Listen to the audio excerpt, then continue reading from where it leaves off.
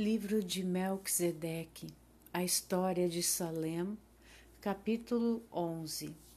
Os 12 meses contados a partir do grande sacrifício estavam prestes a terminar. O cetro, totalmente restaurado, resplandecia em seu estojo, enquanto o príncipe, igualmente restabelecido das feridas causadas pela rebeldia, alegrava-se ao ver chegar o Yom Kippur de sua coroação.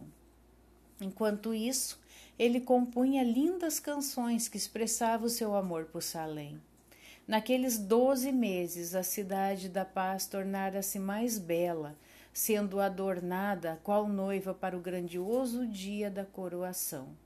Há uma semana para Yom Kippur, Samael, totalmente inconsciente de que o dia de seu julgamento se aproximava, reuniu os seus seguidores, anunciando-lhes que a próxima missão seria a conquista de Salem. Antes de avançarem, contudo, ele subiria sozinho para verificar os pontos vulneráveis da cidade. Depois de ser aplaudido pela turba, Samael partiu em sua missão de reconhecimento. Enquanto avançava sozinho, procurava não lembrar-se daqueles momentos que trouxeram-lhe terror pela culpa, mas, dominado por uma força superior, foi arrastado em suas lembranças para aquele monte de cruel tortura. Todo o seu passado começou a vir-lhe à lembrança como um peso esmagador. Quando despertou-se de suas lembranças, das quais não conseguiu fugir, já era noite. A escuridão que o envolvia pareceu-lhe o prenúncio de um triste fim.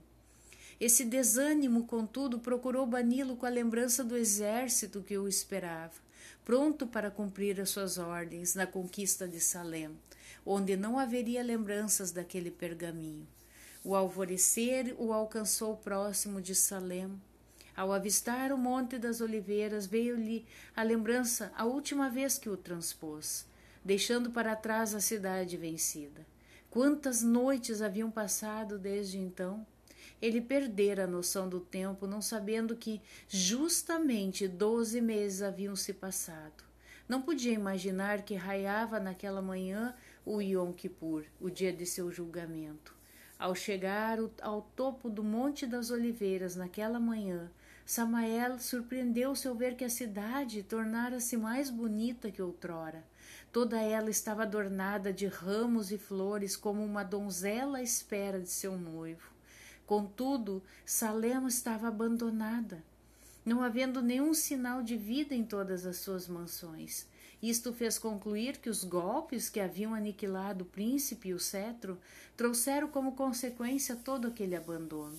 Ele não sabia, contudo, que naquele momento todos os remanescentes daquele reino encontravam-se ocultos no grande salão do palácio, aguardando pelo momento mais glorioso da coroação de Melquisedeque.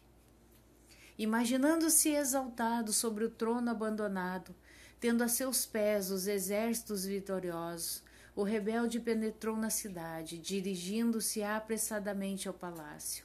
Ao transpor o portal principal, que dá entrada ao salão principal, ficou surpreso ao ver ali reunidos uma multidão de fiéis. Sobre um áureo tablado, enfeitado de flores talhadas em pedras preciosas, encontrava-se o trono vazio.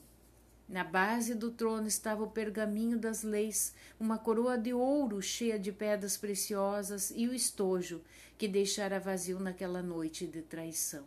Sem entender o enigma, Samael escondeu-se por trás de uma coluna, temendo ser reconhecido, e ficou observando.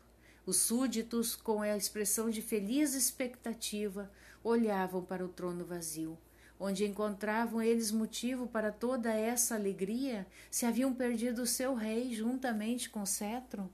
Samael questionava sobre esse mistério, quando Adonias, aplaudido pelos súditos, encaminhou-se para junto do trono. Com voz cheia de emoção pela vitória, o fundador de Salem anunciou que havia chegado o momento tão sonhado da coroação. Um brado de triunfo ecoou pelos ares quando, anunciado pelo seu pai, entrou o amado príncipe encaminhando-se em direção do trono. Ao vê-lo, coberto por um manto de glória, Samael ficou possuído por um terrível pavor e procurou fugir. Descobriu, contudo, que todos os portais do grande salão estavam fechados por fora. Teve início a cerimônia da coroação. Era um momento deveras solene. Adonias, num gesto reverente, tomou a rica coroa, colocando-a na fronte de seu filho. Prostrando-se depois sobre o estojo, abriu-o cuidadosamente, tirando dele o alaúde restaurado, cuja beleza e brilho eram muito superiores à sua primeira condição, ao sair das mãos de Adonias, o seu luthier. Assentando-se no trono em meio às aclamações dos súditos, Melquisedeque passou a dedilhar o cetro, tirando dele acordes de muita harmonia e paz. Todos se aquietaram para ouvirem suas novas composições, que expressavam o seu profundo amor pelo cetro e por todo aquele reino de paz. Grande emoção invadiu o coração de todos naquele momento, levando-os às lágrimas. Samael, sem forças para reagir, sentia-se torturado por aqueles acordes que torturavam, faziam reviver em sua mente suas oportunidades perdidas, numa terrível tortura para sua consciência. Melquisedeque compusera para aquele momento especial canções que retratavam os momentos mais marcantes da história de Salem. Quando passou a cantar sobre a amizade que tinha por Samael, sua voz embargava-se pelas lágrimas que não conseguia conter. Triste para ele era cantar sobre a queda daquele que era-lhe o maior amigo. Cantou então sobre o alto preço que teve de pagar pela reconquista do cetro, que representa a honra de Salem. Ao contemplar aquelas mãos marcadas pelas cicatrizes, tocando com tanta maestria e carinho o cetro restaurado, os súditos, tomados por forte emoção, prostraram-se em pranto. Ao ver nas mãos de Melquisedeque aquele alaúde que em suas mãos fora instrumento de tortura, Samael compreendeu, tarde demais, o quanto errara, desviando-se dos conselhos do príncipe. Quantas vezes aquelas mãos, sobre as quais descarregara toda aquela violência, haviam sido estendidas no esforço de salvá-lo, e ele as havia negligenciado. Agora era tarde demais, tarde demais. Capítulo 12. Os súditos triunfantes que reverentes haviam sido conduzidos a todo aquele passado de felicidade, traição, dor e triunfo, uniram finalmente as vozes numa jubilosa proclamação. Verdadeiros e justos são os teus princípios, ó Rei de Salem.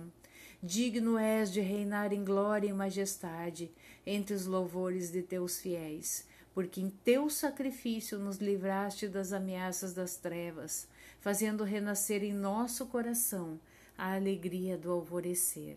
Esse cântico de exaltação foi seguido pela cerimônia de confirmação de todos os fiéis em sua vitória. O filho de Adonias, com seu cetro redimido, passou a selar com um toque especial do cetro a vitória de cada um. Formou-se, para tanto, uma longa fila de fiéis exultantes. Os súditos, confirmados à medida em que iam recebendo o toque de aprovação do rei, posicionavam-se ao lado direito do trono, onde permaneciam aguardando pela confirmação dos outros.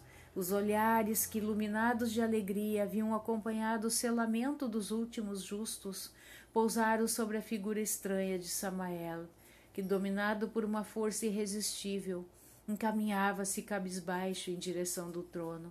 Seu aspecto era horrível, seu semblante havia sido deformado pelo mal, suas vestes estavam sujas e mal cheirosas, tudo nele repugnava ao ponto de ninguém reconhecê-lo. Em meio ao espanto dos súditos, Melquisedeque ergueu-se de seu trono como que ferido por uma grande dor. De seus lábios os súditos ouvem uma dolorosa exclamação: Samael, Samael.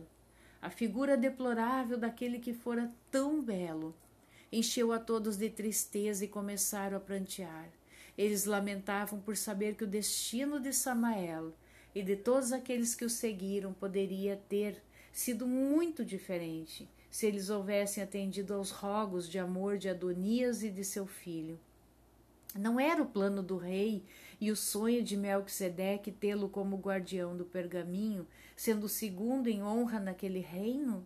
Samael, que reconhecendo sua desventura, aproximara-se cabisbaixo do trono, ao presenciar toda aquela lamentação, é novamente iludido pelo orgulho, julgando tratar-se de uma demonstração de fraqueza de seus inimigos. A lembrança de seu exército, que fortalecido o aguarda na planície, ilude-o com a certeza que será vitorioso sobre Salem. Com esse pensamento, ergue a fronte marcada pelo ódio e, fitando o rei, levanta o punho cerrado e o desafia, desdenhando de sua autoridade com a ameaça de tomar-lhe o trono. Ainda que condoídos por sua perdição, os súditos de Salem não suportaram a ousada afronta daquele enlouquecido jovem, que depois de causar tanto sofrimento, ainda era capaz de erguer-se com tamanho desafio. O vitorioso rei, que com tanto prazer selara com seu cetro a conquista dos fiéis, ergueu-o dolorosamente para o selamento da triste sorte dos rebeldes. Imobilizado por uma força estranha, Samael, sem desviar os olhos do cetro, ouviu dos lábios do rei a proclamação de seu julgamento e de todos os seus seguidores.